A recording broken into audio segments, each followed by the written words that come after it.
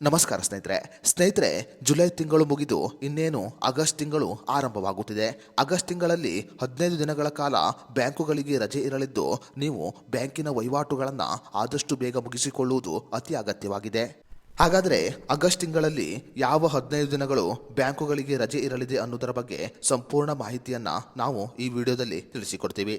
ಅದಕ್ಕೂ ಮುನ್ನ ನೀವಿನ್ನು ವಿಡಿಯೋನ ಲೈಕ್ ಮಾಡಿಲ್ಲ ಅಂದರೆ ಈಗಲೇ ಲೈಕ್ ಮಾಡಿ ಮತ್ತು ನೀವು ಹೆಚ್ಚಿನ ಹಣಕಾಸು ವಹಿವಾಟು ಮಾಡುವ ಬ್ಯಾಂಕ್ ಯಾವುದು ಅಂತ ನಮಗೆ ಕಮೆಂಟ್ ಮಾಡಿ. ಸ್ನೇಹಿತರೆ, ಭಾರತೀಯ ರಿಸರ್ವ್ ಬ್ಯಾಂಕಿನ ರಜಾಪಟ್ಟಿಯ ಪ್ರಕಾರ ಆಗಸ್ಟ್ ತಿಂಗಳಲ್ಲಿ ಸುಮಾರು 15 ದಿನಗಳ ಕಾಲ ಖಾಸಗಿ ಮತ್ತು ಸರ್ಕಾರಿ ಬ್ಯಾಂಕುಗಳಿಗೆ ರಜೆಯನ್ನ ಘೋಷಣೆ ಮಾಡಲಾಗಿದೆ. ಸ್ನೇಹಿತರೆ, ಆಗಸ್ಟ್ 3 ಭಾನುವಾರವಾದ ಕಾರಣ ದೇಶಾದ್ಯಂತ ಎಲ್ಲಾ ಬ್ಯಾಂಕುಗಳು ಮುಚ್ಚಿರುತ್ತೆ. ಆಗಸ್ಟ್ 8ನೇ ತಾರೀಕಿನಂದು ರಾಮ್ಫಟ್ ಹಬ್ಬ ಇರುವ ಕಾರಣ ಸಿಕ್ಕಿಂ ಮತ್ತು ಒಡಿಶಾ ರಾಜ್ಯದಲ್ಲಿ ರಜೆಯನ್ನ ಘೋಷಣೆ ಮಾಡಲಾಗಿದೆ. ಈ ಹಬ್ಬವು ಬುಡಕಟ್ಟು ಸಂಸ್ಕೃತಿಯೊಂದಿಗೆ ಸಂಬಂಧವನ್ನು ಹೊಂದಿದ್ದು ಈ ಕಾರಣವಾಗಿ ಸ್ಥಳೀಯ ರಜೆಯನ್ನ ಘೋಷಣೆ ಮಾಡಲಾಗುತ್ತೆ.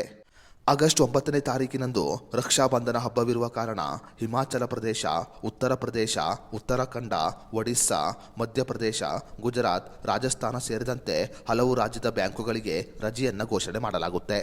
ಆಗಸ್ಟ್ 10ನೇ ತಾರೀಕಿನಂದು ಭಾನುವಾರವಾದ ಕಾರಣ ದೇಶಾದ್ಯಂತ ರಜೆಯನ್ನ ಘೋಷಣೆ ಮಾಡಲಾಗುತ್ತೆ. ಆಗಸ್ಟ್ 13ನೇ ತಾರೀಕಿನಂದು ದೇಶಭಕ್ತಿಯ ದಿನವಾದ ಕಾರಣ ಮಣಿಪುರ ರಾಜ್ಯದಲ್ಲಿ ಸರ್ಕಾರಿ ರಜೆಯನ್ನ ಘೋಷಣೆ ಮಾಡಲಾಗುತ್ತೆ. ಹಾಗೆಯೇ ಆಗಸ್ಟ್ 15ನೇ ತಾರೀಕಿನಂದು ಸ್ವತಂತ್ರ ದಿನವಾದ ಕಾರಣ ದೇಶಾದ್ಯಂತ ಎಲ್ಲಾ ಬ್ಯಾಂಕುಗಳು ಮುಚ್ಚಿರುತ್ತೆ.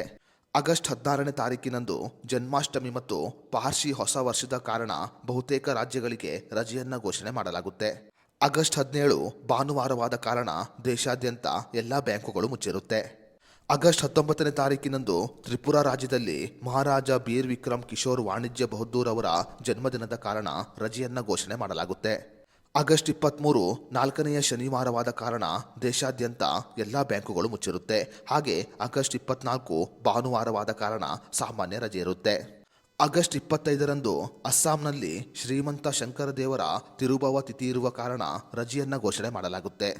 ಆಗಸ್ಟ್ 27ನೇ ತಾರೀಕಿನಂದು ಕರ್ನಾಟಕ ಸೇರಿದಂತೆ ಹಲವು ರಾಜ್ಯಗಳಿಗೆ ಸ್ಥಳೀಯ ರಜೆಯನ್ನ ಘೋಷಣೆ ಮಾಡುವ ಸಾಧ್ಯತೆ ಇದೆ. ಆಗಸ್ಟ್ 28ರಂದು ಒಡಿಶಾದಲ್ಲಿ ನವಾಕಾಯ್ ಹಬ್ಬ ಮತ್ತು ಗೋವಾದಲ್ಲಿ ಗಣೇಶ ಚತುರ್ಥಿ ಇರುವ ಕಾರಣ ರಜೆಯನ್ನ ಘೋಷಣೆ ಮಾಡಲಾಗುತ್ತೆ. ಆಗಸ್ಟ್ 31 ಭಾನುವಾರವಾದ ಕಾರಣ ಈ ದಿನದಂದು ಸಾಮಾನ್ಯವಾದ ರಜೆ ಇರುತ್ತೆ.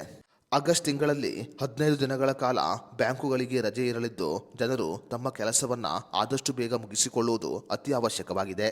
ಕರ್ನಾಟಕದಲ್ಲಿ ಕೂಡ ಹಲವು ದಿನಗಳ ಕಾಲ ಬ್ಯಾಂಕುಗಳಿಗೆ ರಜೆ ಇರಲಿದ್ದು ಗ್ರಾಹಕರು ತಮ್ಮ ಬ್ಯಾಂಕಿಂಗ್ ವಹಿವಾಟುಗಳನ್ನು ಆದಷ್ಟು ಬೇಗ ಮುಗಿಸಿಕೊಳ್ಳಬೇಕಾಗಿದೆ.